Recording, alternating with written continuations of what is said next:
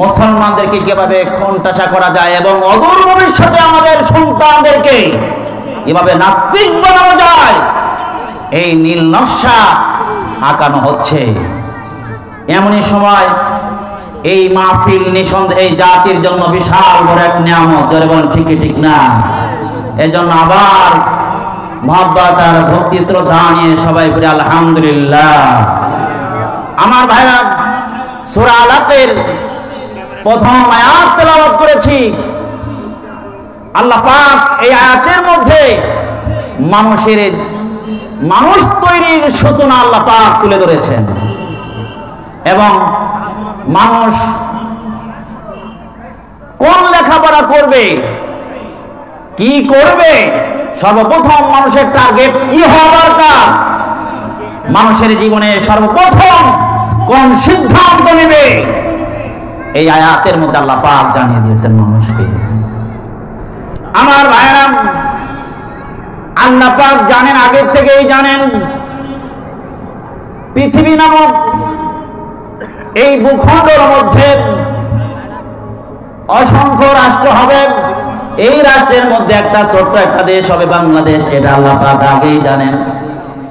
এই বাংলাদেশের মধ্যে জাতীয় শিক্ষানীতিতে মুসলমান সন্তানদেরকে কিভাবে নাস্তিক বেঈমান বানানো যায়, এটা যে নীল নকশা আঁকবে আল্লাহ পাক অনেক আগের থেকেই জানেন। না সব সময় জানেন, সব সময় আল্লাহ পাক জানেন, আগের থেকেই জানেন। আল্লাহ রাব্বুল আলামিন সব সময় জানেন, আগের থেকেই জানেন। এই জন্য আল্লাহ পাক সূরা ইকরা নাযিল করেছেন, সূরা আলাক নাযিল করে জানিয়ে দিয়েছেন, হে মুসলমানরা, তোমরা তোমাদের সন্তানদেরকে কোন লেখাপড়া করাবা, কোন ধরনের শিক্ষা তোমরা বাস্তবায়ন করবা, জাতীয় শিক্ষানীতিতে কেমন ধরনের সিলেবাস থাকা দরকার, আর কেমন ধরনের লেখাপড়া, কেমন ধরনের শিক্ষা তোমাদের কোমলমতি সন্তানদেরকে দিবা, কেমন শিক্ষা তোমরা অর্জন করবা, এটা আল্লাহ রাব্বুল আলামিন অদূর সবকিছুই জানেন। অতীত জানেন, ভবিষ্যৎ জানেন, বর্তমান আল্লাহ পাক জানেন, সব জানেন। এই জন্য আল্লাহ রাব্বুল আলামিন সূরা আলাক নাযিল করে বলেন, ইকরা বান্দা পড়ো। এই বান্দা কি পড়বে? আল্লাহ তাআলা জানা দেন, ইকরা বিসমি রাব্বিকাল্লাযী খলাক, যে আল্লাহ পাক তোমাকে বানিয়েছেন ওই আল্লাহ তাআলার নামে তুমি পড়ো। যেই লেখাপড়া করলে আল্লাহকে চেনা যাবে না, আল্লাহকে জানা যাবে না। যেই লেখাপড়া করলে মানুষত্বর জীবন যাপন করতে পারবে না, মানবতা অর্জন করতে পারবে না, বরং মানুষগুলো অমানুষে পরিণত হবে। এমন ধরনের শিক্ষা কখনো আমার ভাইয়েরা জাতীয় শিক্ষানীতিতে থাকতে পারে না, এমন শিক্ষা অর্জন করা যাবে না। মুসলমানদেরকে জানা দেন এমন শিক্ষা অর্জন করতে হবে রে ভাই, যে শিক্ষা দ্বারা রবের পরিচয় জানা যাবে, এমন শিক্ষাই আমাদের জন্য কল্যাণ। আমার ভাইয়েরা, আল্লাহ রাসূল মহানবী মুহাম্মদ রাসূলুল্লাহ সাল্লাল্লাহু আলাইহি ওয়াসাল্লাম গারে হিরায় গিয়া ধ্যান করতেন। আমার ভাইরা, এমন সময় হঠাৎ করে জিবরাইল আমিন এসে উপস্থিত হয়ে গেছেন। জিবরাইল আমিন এসে ডেকে বলে, ইয়া মুহাম্মদ, হে মুহাম্মদ, ইকরা, তুমি পড়ো। আল্লাহর নবী বলেন, মা নবী কারিন, আমি পড়া জানি না, আমি পড়তে পারি না, আমি লেখাপড়া জানি না। জিবরাইল আল্লাহর নবী মুহাম্মদের আরবিকে চাপ দিয়ে ধরলেন, আলিঙ্গন করলেন, কোলাকুলি করলেন, মুআনাকা করলেন, চাপ দিয়ে ধরে ছেড়ে দিলেন। আল্লাহর নবীকে জিবরাইল আবার ডেকে বলে, ইকরা, হে নবী মুহাম্মদ, আপনি পড়েন। আল্লাহর নবী বলেন, মা নবী কারিন, আমি পড়া জানি না, আমি লেখাপড়া জানি না, আমি পড়তে পারি না, পড়তে জানি না। আমার ভাইরা, আবার চাপ দিলেন, ছেড়ে দিলেন। আবার রাসূলকে বলা হলো, জিবরাইলের পক্ষ থেকে জানানো হলো, হে মুহাম্মদ, আপনি পড়েন। আল্লাহর নবী বলেন, আমি পড়া জানি না। এবার আবার যখন চাপ দিয়ে ধরেছে, চাপ দিয়ে ধরে যখন ছেড়ে দিয়েছেন, আল্লাহর নবী একদম নিষ্ক্রিয় হয়ে গেছেন, কর্মস্থ হয়ে গেছেন, ভীত সন্ত্রস্ত হয়ে গেছেন। এবার জিবরাইল চতুর্থবার যখন ইকরা বিসমি রাব্বিকাল্লাযী খালাক। হে মুহাম্মদ, আপনি আপনার নবীর নামে পড়েন।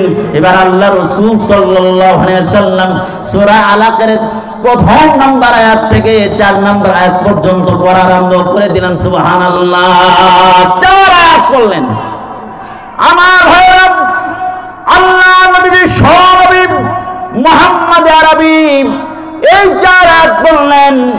মুহাদ্দিসিন কিরাম সালিকিন, আমার ভাইরা মুফাসসিরিন কিরাম উল্লেখ করেন প্রথমবার কেন বললেন না, কেন বললেন না 3 বার চাপ দেওয়ার পরে কেন বললেন? আমার ভাইরা, আল্লাহ নবী বিশ্বনবী মুহাম্মদ আরবিকে যখন বলা হলো হে নবী পড়েন, আল্লাহর নবী ততক্ষণ পড়া আরম্ভ করেন নাই যতক্ষণ পর্যন্ত আমার রবের নাম নেয় নাই। যখন 3 বার বলেছে পড়েন, 3 বারই বলেছেন আমি পড়া জানি না। চতুর্থবার যখন বলেছে বলে ইকরা বিসমি রাব্বিকাল্লাযী খালাক, হে নবী আপনি ওই রবের নামে পড়েন যে রব আপনারে বানাইছেন, ওই রবের নামে আপনি পড়তে থাকেন। আমার ভাইরা, নবী বুঝাই দিয়েছেন যেই পড়া বললে রবের পরিচয় পাওয়া যাবে না, ওই পড়া পড়া যাবে না। যেই পড়া পড়লে রবের পরিচয় পাওয়া যাবে, ওই পড়াই পড়তে হবে। যেই পড়া পড়লে আমার ভাইরা মুসলমানদের সন্তান নাস্তিক হয়ে যাবে, ওই ধরনের পড়া মুসলমান সন্তানদের জন্য পড়া হারাম। আমার ভাইরা, যেই পড়া পড়লে শরীফা থেকে শরীফ হওয়া যায়, আমার ভাইরা শরীফ থেকে শরীফা হওয়া যায়, শরীফা থেকে শরীফ হওয়া যায়। মনে চাইলে মহিলা হওয়া যায়, মনে চাইলে মহিলা থেকে পুরুষ হওয়া যায়। আমার ভাইরা, সমকামিতার রাস্তা যারা মুক্ত করতে চায়, বাংলার জমিনে যারা শাস্তি, আমার ভাইরা যেমনি ভাবে কওমে লূতের উপরে আল্লাহ তাআলা কি করেছিলেন, এমন শাস্তি আল্লাহ তাআলা দিয়েছিলেন। আমার ভাইরা, কওমে লূতের মধ্যে কি ছিল? সমকামিতা ছিল। আমার ভাইরা, আমরা সবই কথাগুলো জানি। কওমে লূতের মধ্যে সমকামিতা ছিল। পুরুষ পুরুষের জিনা করত, মহিলা মহিলা জিনা করত, বিশেষ করে পুরুষ পুরুষে জিনা করত। আমার ভাইরা, পুরুষ পুরুষে জিনা করার কারণে আল্লাহ রাব্বুল আলামিন জিবরাইলকে পাঠিয়ে দিয়েছেন, ওই কথা আমরা জানি। আল্লাহ রাব্বুল আলামিন কি করলেন?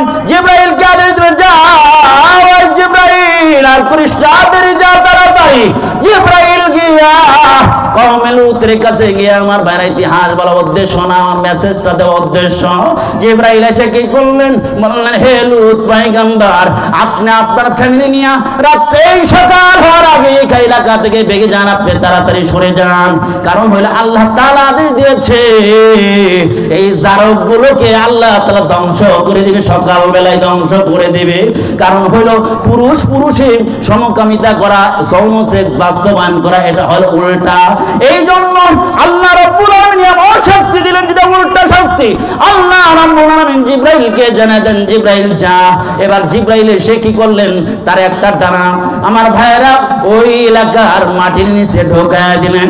ইতিহাসের মধ্যে আছে, তাফসীরের কিতাবের মধ্যে পাওয়া যায়, জিবরাইল একটা ডানা যখন হাতটা ঢোকায় দিলেন, পুরা এলাকাটা হাতের উপরে উঠাইয়া একদম জমিন থেকে আসমান পর্যন্ত উঠাইয়া, পুরা এলাকা সব আসমান পর্যন্ত, প্রথম আকাশ পর্যন্ত উঠাইয়া জিবরাইল একবারে প্লেটের মতো এই যে হাতটা উঠাই, আমার ভাইরা যেভাবে উঠাইছি এইভাবে উঠাইয়া প্রথম আকাশে নিয়ে এইভাবে কি করছে? উল্টায় দিছে। শুধু উল্টা দেয় নাই, উল্টা দিয়ে এমন জোরে আঘাত করেছে, আঘাতের কারণে মেসাকার হয়ে গেছে, তছনছ হয়ে গেছে, ধ্বংস হয়ে গেছে। আল্লাহ রাব্বুল আলামিন ওই কথাটাও জানিয়ে দেন। আল্লাহ তাআলা বলেন, ফালাম্মা জাআ আমরুনা জাআলনা আলিয়াহা সাফিলাহা ওয়া আমতারনা আলাইহা হিজারাতান মিন সিজ্জিলিন মানদুদ। আল্লাহ তাআলা বলেন, যখন আমার আদেশ এসে গেল, জিবরাইল কি করলেন? পুরা উঠাইয়া যখন কি করলেন? নিচের দিকে মারলেন, মারার সাথে সাথে নিচের অংশটা উপর দিকে চলে গেল, উপরের অংশটা নিচে চলে গেল। আমরা ইতিহাস আমরা জানি। আমার ভাইরা, এই ধরনের নীল নকশাই বাংলার জমিনে মুসলমানরা বাস্তবায়ন করতে দেবে না। আমার ভাইরা, মুরগা চুরিরা আছে, মুরগা চোররা আছে না কিছু? আমার ভাইরা, এই মুরগা চোররা কিছু কি আছে যারা মুসলমান কোমলমতি মুসলমানদের সন্তানদেরকে ওরা চারক সন্তান বানাতে চায়, এই দেশের মধ্যে নাস্তিক বানাইতে চায়। আমার ভাইরা, উলামা ইকরাম এই দেশের মধ্যে নাস্তিক বানাতে দেবে না। কারণ হইল এই দেশটা মুসলমানদের দেশ, এইটা হলো শাহজালালের দেশ, এই দেশ হলো আল্লাহ তাআলা দেশ, হলো আল্লাহর দেশ। এই দেশের মধ্যে নাস্তিক বেঈমানদের কোনো এজেন্ডা বাংলার জমিনে বাস্তবায়ন করতে দেওয়া হবে আমার ভাই। এই জন্য রেডি থাকতে হবে। আমরা যখন ডাক দিবে ময়দানে নামার জন্য রেডি থাকতে হবে, জিহাদের ময়দানে নামার জন্য রেডি থাকতে হবে। কারণ হইল জিহাদ করার জন্য যেই ব্যক্তির ঈমানের মধ্যে, যার দিলের মধ্যে জিহাদি টেন্ডেন্সি নাই, যার মধ্যে জিহাদের প্রেরণা নাই, আল্লাহ রাসূল বলেন ওই ব্যক্তি, যেই ব্যক্তির মধ্যে জিহাদের প্রেরণা থাকবে না, ওই ব্যক্তির মরণ হবে নিফাকি ভাবে, মুনাফিক হইয়া মরবে। আল্লাহ তাআলা যেন আমাদেরকে মুনাফিক বানাইয়া দুনিয়া থেকে বিদায় না করেন। আমরা আল্লাহ তাআলার কাছে দোয়া করি, ও আল্লাহ বাংলার জমিনে শান্তি বর্ষণ করো। আমরা জিহাদ চাই না, বাংলার জমিন সুষ্ঠুভাবে ইসলামী আমার ভাইরা হুকুমত বাস্তবায়ন হয়ে যাক, এটা আমরা চাই। কিন্তু যদি প্রয়োজন পড়ে, জিহাদের যখন ডাক এসে যাবে, জিহাদের যখন প্রয়োজন দেখা দেবে, আমরা ঘরে আর থাকবো না, ময়দানে জিহাদে নামার জন্য কে কে তৈয়ার আছি হাত তুলে দেখাই। আল্লাহ পাক কবুল করেন, বলেন আমিন। আমার ভাইরা বলতেছিলাম, হযরত জিবরাইল আলাইহিস সালাতু ওয়াস সালাম যখন বললেন ইকরা বিসমি রাব্বিকাল্লাযী খলাক, আপনি আপনার রবের নামে পড়েন। আল্লাহ নবী সনবী মুহাম্মদ আরবি সাল্লাল্লাহু আলাইহি সাল্লাম কি করলেন? রবের নামে পড়া আরম্ভ করলেন। পড়তে পড়তে 4টা আয়াত পড়লেন। এবার হযরত মুহাম্মদ আরবি সাল্লাল্লাহু আলাইহি সাল্লাম গারে হেরা থেকে ঘরের মধ্যে চলে গেলেন। চলে গিয়ে আমরা খাদিজা, তুমি একটু কম্বলটা আমার গায়ে জড়িয়ে দাও, কম্বলটা একটু চালা দাও, আমার বেশি ভালো লাগছে না, আমার জীবনের উপরে আতঙ্ক ছড়িয়ে গেছে, আমার জীবনের উপরে ভয় নেমে আসছে, আমি না জানি ধ্বংস হয়ে যাব। খাদিজা বুদ্ধিমতী একজন মহিলা ছিল। খাদিজা ডেকে বলে, ইয়া রাসূলুল্লাহ, ইয়া হাবিবাল্লাহ, আপনাকে আল্লাহ পাক ধ্বংস করবে না।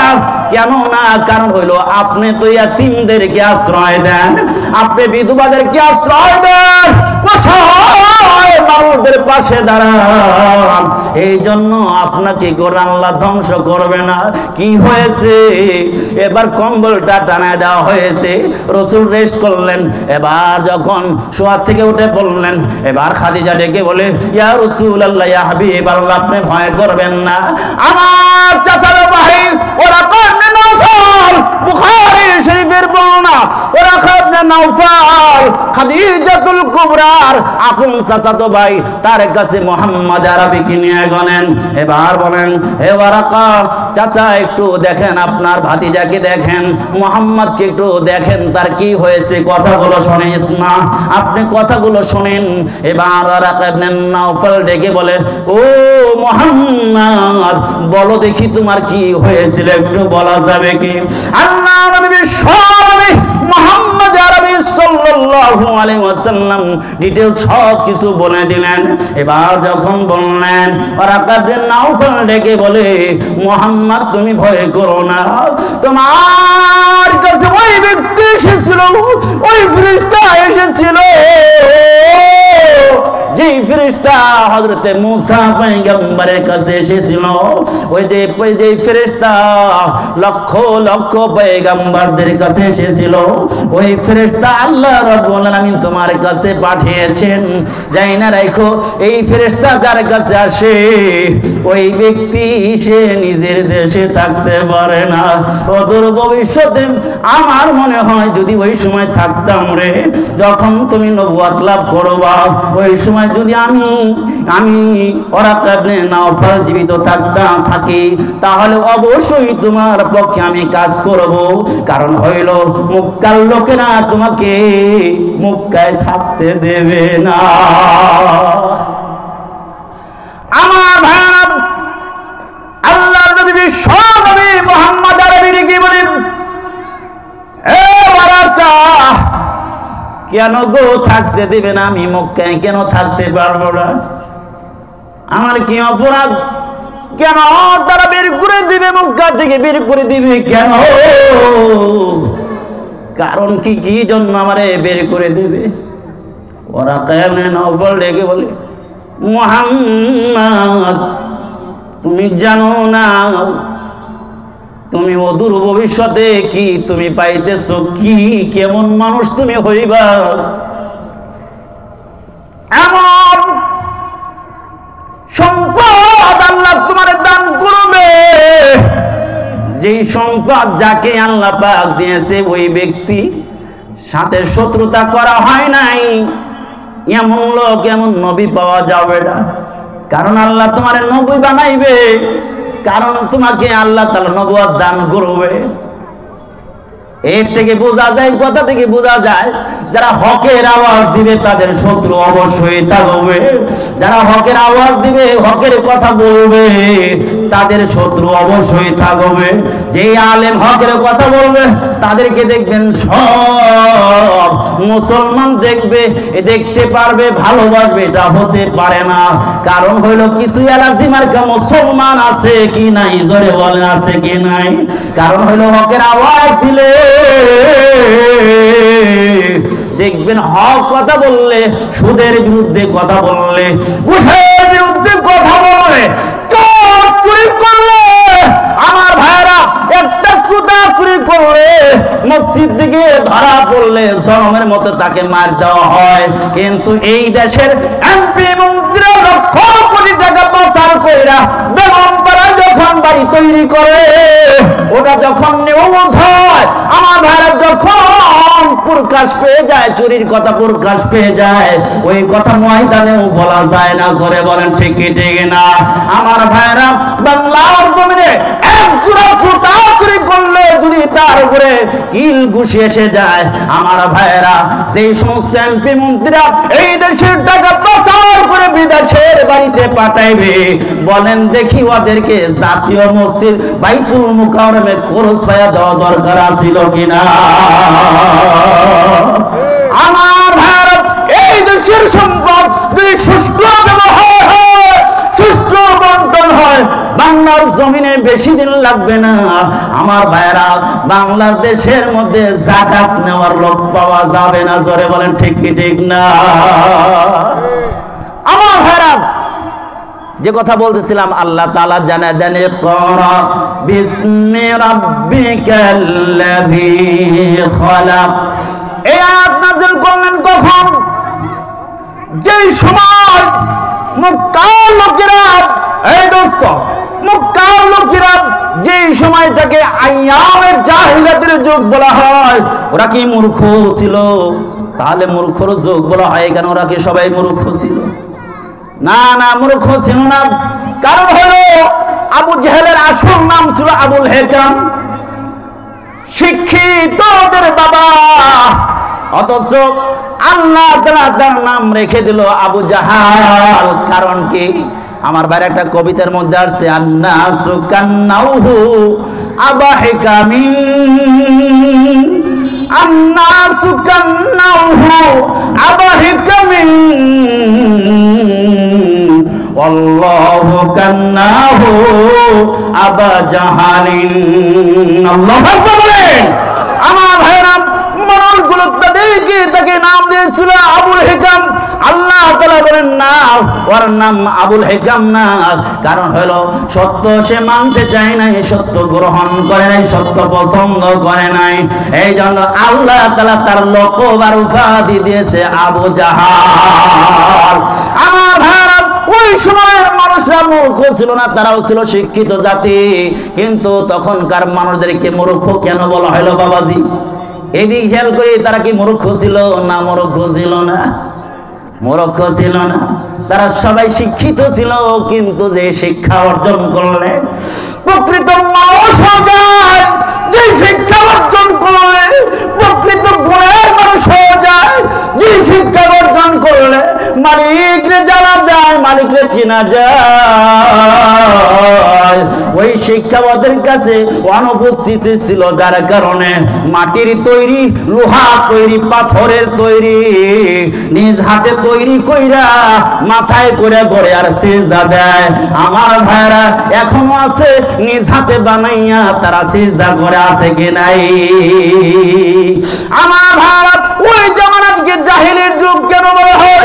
কারণ হইল ওরা মুসলমান এরকম ভাবে নারীদেরকে তারা কি করতো? মানুষই মনে করতো না, নারীদেরকে ভোগের তারা বস্তু মনে করতো, নারীদের কোনো দাম ছিল না। আমার ভাইয়েরা আয়াতে বোঝা যায়, আল্লাহ তাআলা জানায় দেন, ওয়া ইযা বুশিরা আহাদুহুম বিল উনসা যাল্লা ওয়াজহুহু মুসওয়াদ্দান ওয়া হুয়া কাযীম।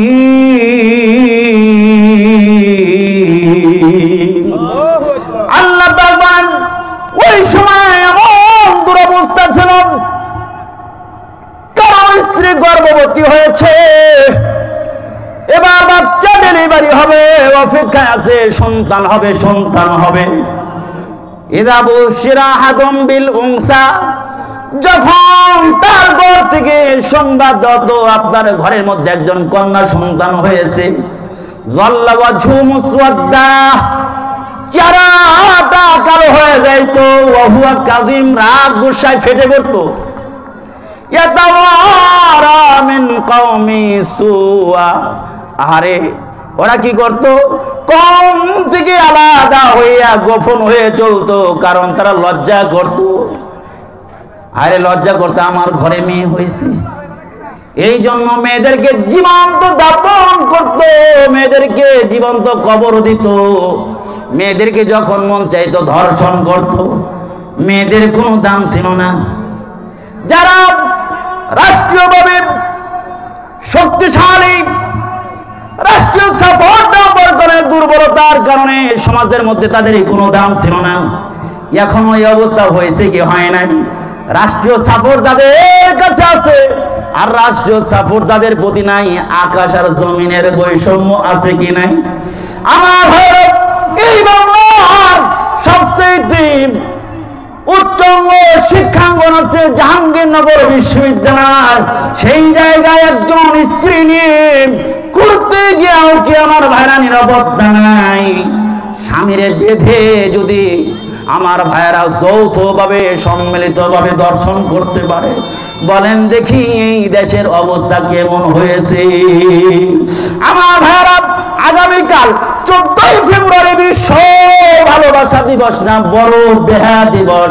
আমার ভাইরা, মুসলমানের সন্তান হইলে কোনদিন এই বিশ্ব ভালোবাসা দিবসের নামে বেপনা দিবস পালন করতে পারে না। আমার ভাইরা, যারা ইসলামী সংস্কৃতিতে বিশ্বাসী, আমার ভাইরা ইসলামী আকীদায় বিশ্বাসী, আমার ভাইরা ইসলামী কালচারে বিশ্বাসী, এই বিশ্ব ব্যয় দিবসে তারা কোনোদিন মুসলমানদের ছেলেমেয়েরা এরকম ফুল আদান প্রদানের নামে, বিশ্ব ভালোবাসা দিবসের নামে যৌন চরিতার্থ করতে পারে না। ওরা চরিত্র নষ্ট করতে পারে না। এরা চরিত্র নষ্ট করার জন্যই ওই ইউরোপ থেকে এই ধরনের বিশ্ব ভালোবাসা দিবস বাংলার জমিনে সাপ্লাই দেওয়া হয়েছে। জোরে বলেন ঠিক কি ঠিক না? আমার ভারত আশ্চর্য লাগে, বাংলাদেশের মতো এত সুন্দর একটা মুসলমানদের দেশ, যে দেশের মধ্যে 95% মুসলমানের দেশ, যে দেশে লক্ষ লক্ষ মসজিদ, মসজিদের শহর ঢাকার শহর, যে দেশে হাজার হাজার মাদ্রাসা, যে দেশের মধ্যে লক্ষ লক্ষ আলেম আউলিয়া, এই দেশের মধ্যে আজকে আমার ভাইরা জাতীয় শিক্ষানীতিতে এমন ধরনের শিক্ষা প্রণয়ন করে এদেশের লক্ষ লক্ষ কোটি কোটি টাকা তারা নষ্ট করে দিয়েছে ইতিমধ্যে। আমার ভাইরা দেখেছিলেন ইসলাম ধর্ম, ইসলাম শিক্ষার মতো এত একটা গুরুত্বপূর্ণ পাঠ্য পুস্তকে দুর্গার ছবি মানে কি? এটা আমার ভাইরা পরিকল্পিত নীল নকশা এই দেশের মধ্যে হিন্দুনি কালচার তারা বাস্তবায়ন করতে চায়। আমরা এই ভয়াপাড়া থেকে দিতে চাই আমার ভাইরা, এই বাংলার জমিনে কোন দাদা বাবুদের কোন সংস্কৃতি বাংলার জমিনে চলতে দেওয়া হবে না। আমার ভাইরা, এই মুসলমানের দেশে কালেমা নিয়ে বাঁচতে চাই, অন্যরাও লেখাপড়া করবে, তবে সত্যিকার অর্থে একজন মানুষ হতে হলে যেই শিক্ষা দরকার ওই শিক্ষা বাস্তবায়ন না করলে, প্রণয়ন না করলে এই দেশের জনগণ এই ধরনের শিক্ষাকে ডাস্টবিনে ফেলে দিতে প্রস্তুত হয়ে যাবে। জোরে বলেন ঠিক কি ঠিক না? আমার ভাইরা, এই জন্য রেডি থাকতে হবে। এই দেশ নিয়ে যে কোনো ধরনের নীল নকশা করা হত্যা করো